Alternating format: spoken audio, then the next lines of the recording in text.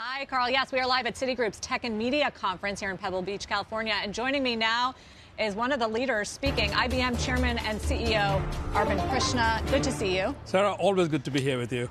And we have a lot to talk about. You know, you made some news just yesterday, which I think is a big deal, but didn't get a lot of play. So you announced you are going to indemnify your customers. You're going to protect them legally against copyright and other issues related to AI. What is the significance of this? So, Sarah, when we deploy enterprise software, we have always indemnified our clients for the software that we produce.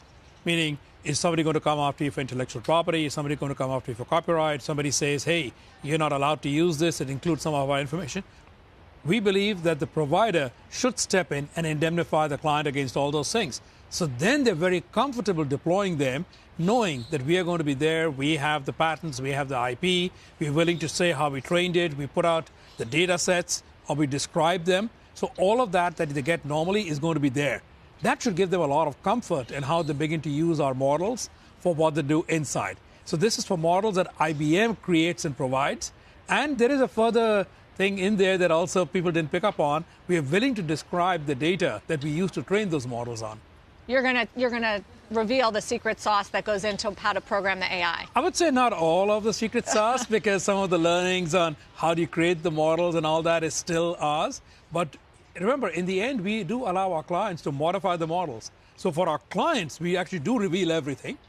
But to the general public, we will reveal all of the data sets and the methodology that we use to train the models. Is anyone else doing this? OpenAI is not doing this. I think Meta has made some big forward steps on doing this. There's an open source company called Hugging Face who does it for most of their models.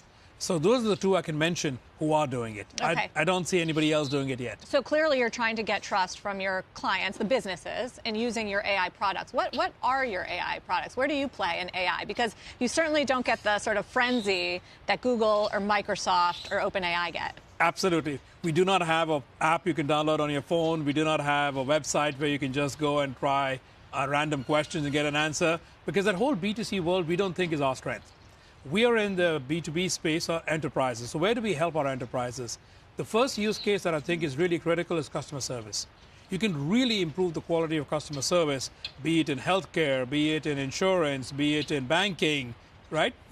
Just to speak of some examples that are going to be here. The second and really important one is in code. How do you begin to do code in a much more productive way?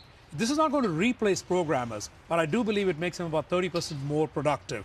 And these two, I think, are fairly well along and making progress. And the third one is we'll use the word digital labor. How do you do accounts payable? How do you maybe do audit? How do you do accounting? Again, not replace, but augment so people can focus on the higher value tasks. I think these three use cases are the ones where we are focused for now. You said it's not going to replace programmers. Who is it going to replace, Arvind? Because you have been, I think, one of the most candid CEOs about AI, generative AI, actually replacing jobs, including many at IBM. Yeah. So I always have said there will be about 20 to 30% of, I'll call it, of jobs that are more repetitive in nature, more sort of process-oriented. The back office, you said, that right? will get replaced. But that people took it to the next step, which I never said. That doesn't mean that the employment goes down. That means we can put more people in value-creating roles, because in the end, there is an envelope of how much you can afford and labor. And by the way, in today's market, it's just tough to get people also. So instead, we can put them in activities that have more value in front of clients, writing more code. Everybody would love to get more code written. So I think all this results in more productivity at the end of the day, as opposed to a replacement of repurposing jobs. Repurposing, absolutely. Reskilling.